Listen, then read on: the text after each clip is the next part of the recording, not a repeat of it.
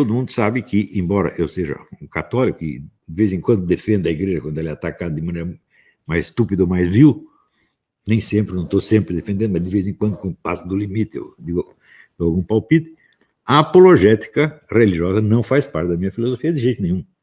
Por que não faz? Porque eu entendo a seguinte coisa.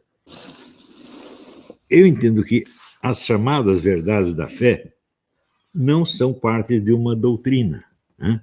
Porque elas não apareceram como doutrina, né? Doutrina é uma coisa que foi pensada por um ser humano e dito ou escrito. Então isso aí pode ser verdadeiro, claro, a doutrina pode ser verdadeira. Mas não é como esse tipo de verdade que as verdades da fé aparecem. Elas aparecem em primeiro lugar como fatos e coisas.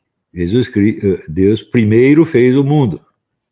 Depois seguiram-se as doutrinas que ele ensinou a respeito do mundo e dele mesmo. Jesus Cristo primeiro foi sacrificado e depois vieram as doutrinas sobre o sacrifício. Portanto, aqui isso tudo não apareceu como uma verdade falada, nem escrita, mas como uma verdade de fato, a verdade encarnada no material. Então, esta é uma modalidade de verdade. Se eu digo algo a respeito e o que eu digo é verdade, esta é uma segunda modalidade de verdade que reflete a primeira, mas não se identifica com ela. Quando eu digo que um elefante tem 4 patas, não sou eu que estou colocando as 4 patas no elefante. Eu estou repetindo no plano da palavra uma verdade que já está dada no mundo do fato, ou como quiser, no mundo material, ou no mundo da carne, ou como quiser. Então nós podemos reconhecer 4 níveis de verdade. Existe, em primeiro lugar, a verdade eterna. As verdades eternas são os conteúdos da inteligência de Deus. É o logo divino. Então,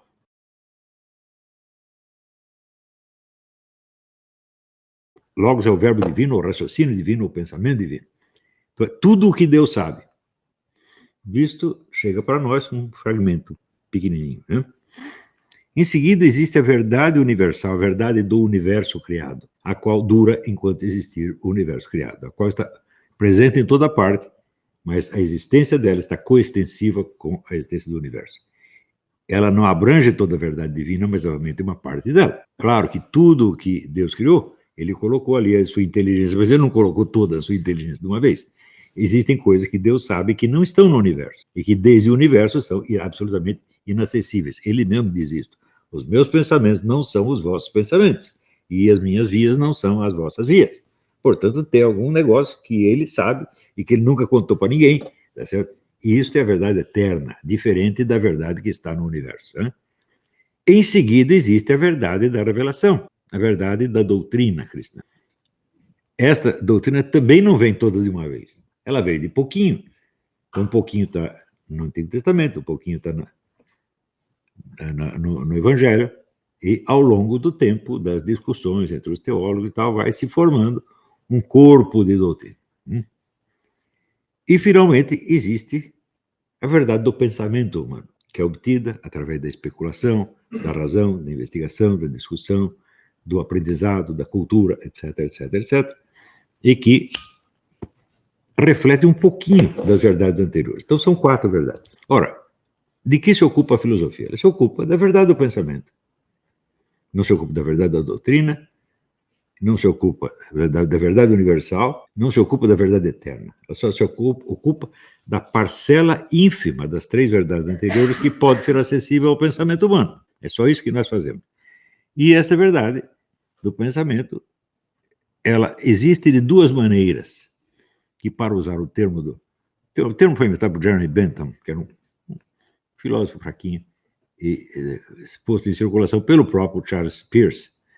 Ele existe as ciências que são cenoscópicas e as ciências que são ideoscópicas. Senos vem do grego, senos quer dizer comum. Ou seja, a verdade que é investigada na experiência que é comum a todos os seres humanos. E existe a verdade ideoscópica, que é a verdade observada num certo recorte ideal feito pela mente. Essa é a diferença de filosofia e ciência. Então, a filosofia investiga a verdade tal como é acessível à experiência comum de todos os homens. A ciência, ao contrário, ela faz um recorte proporcional às possibilidades do seu método e, dentro disso, investiga tal ou qual fenômeno, tal como ela o recortou. Portanto, ela não investiga a realidade tal como se apresenta aos seres humanos em geral, mas a realidade tal como se recorta dentro das possibilidades de um método determinado, que é o método daquela ciência em particular. Então, tanto a filosofia quanto a ciência investigam, então, o quê? A parcela da verdade que é acessível ao pensamento humano pelos seus próprios recursos. Seja investigando a experiência que é acessível a todos os seres humanos, a experiência comum, seja investigando a verdade ideoscópica recortada pela ciência, por cada ciência conforme o seu método. Isso é tudo que nós podemos fazer. Isso quer dizer que a exposição das verdades divinas, das verdades universais, das verdades da doutrina, não faz parte da filosofia nem da ciência de maneira alguma. Né? Nós não podemos dizer que as verdades da filosofia sejam menos verdades do que as outras. Não, elas são verdades sobre menos coisas, sobre, vamos dizer, um círculo de experiência menor. Tá certo? Então, nós não podemos dizer, por exemplo, que o conhecimento místico de Deus faz parte da filosofia, porque esse conhecimento não está à disposição de todo mundo, né? Está à disposição de pouquíssimas pessoas. São Tomás de Aquino definia a mística como conhecimento experimental de Deus. E, sim, mas isso aí vem após uma vida inteira de exercícios ascéticos, de práticas de santificação, etc. Então, daí, no fim, o nego tem lá uma conversa de 2 minutos com Jesus Cristo. Portanto, isso não faz parte do cenoscópico, evidentemente. Não está à disposição. Em princípio, não há barreiras para que todo mundo tenha acesso a isso. Mas, na prática, sabemos que não é assim. Então, mesmo a verdade da doutrina, ela, ou seja, a verdade da revelação, mesmo essa chega a nós filtrada pela verdade do pensamento. Quando eu leio a Bíblia, bom, uma coisa é o que está escrito na Bíblia e outra coisa é o que eu entendi da Bíblia. E eu só posso falar sobre esta parte. Sobre aquilo que eu não entendi, eu não posso falar. Portanto, as nossas opiniões sobre a Bíblia são apenas opiniões nossas, não são a verdade da Bíblia.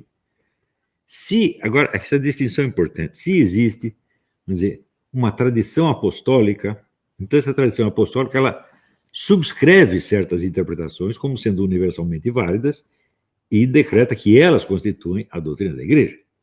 Mesmo assim, cada um que vai ler vai filtrar aquilo de acordo com as possibilidades do seu pensamento. Né? Então, é por isso que na doutrina da infalibilidade papal se coloca lá que o Papa só é infalível em matéria de moral ou de doutrina, ou seja, quando ele opina sobre coisas que já estão decididas pela igreja. E ele não vai contra, então ele é infalível. Por quê? Porque a igreja é infalível, então ele repetiu a mesma coisa que a igreja já disse, ou tirou uma conclusão óbvia do que já está lá. Se ele disser alguma coisa a mais, é a opinião dele, não precisa estar errada necessariamente, mas é apenas opinião dele. Né? Em geral, as pessoas fazem muita confusão sobre a questão da infalibilidade papal, imaginam que a igreja acredita que o sujeito é infalível em tudo.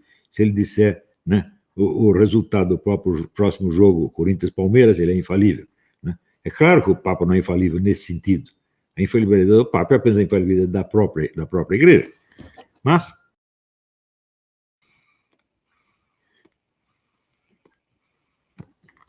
no começo da modernidade,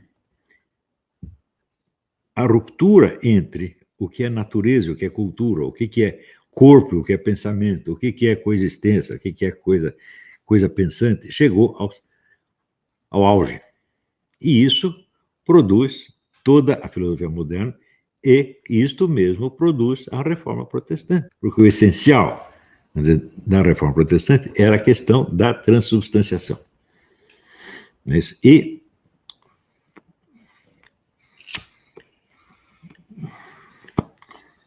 Lutero, então, diz o seguinte: eu acredito que Jesus está realmente presente na hóstia, mas ele não transforma a hóstia no seu corpo.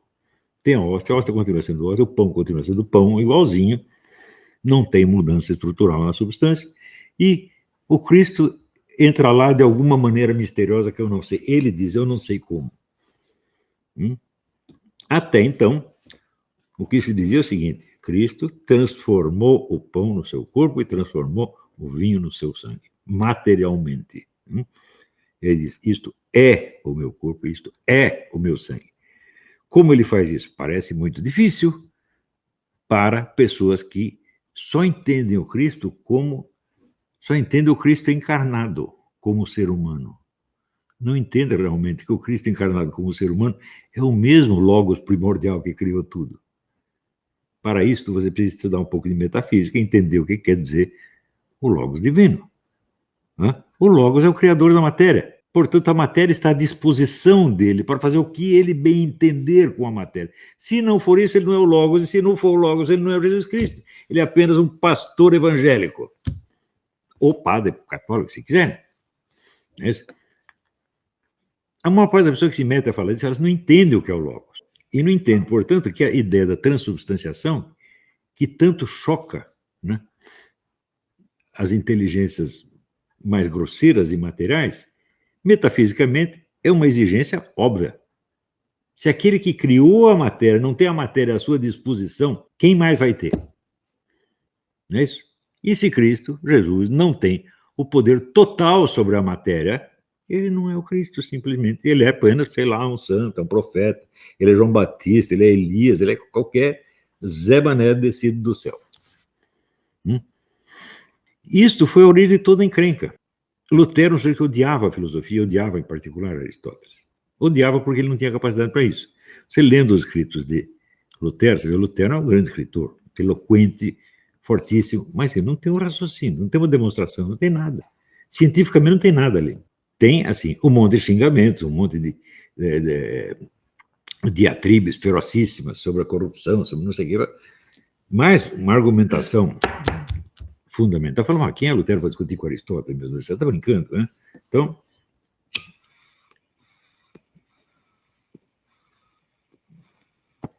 a igreja teve que se utilizar dos instrumentos criados por Aristóteles para conseguir expor certas verdades, em linguagem humanamente compreensível.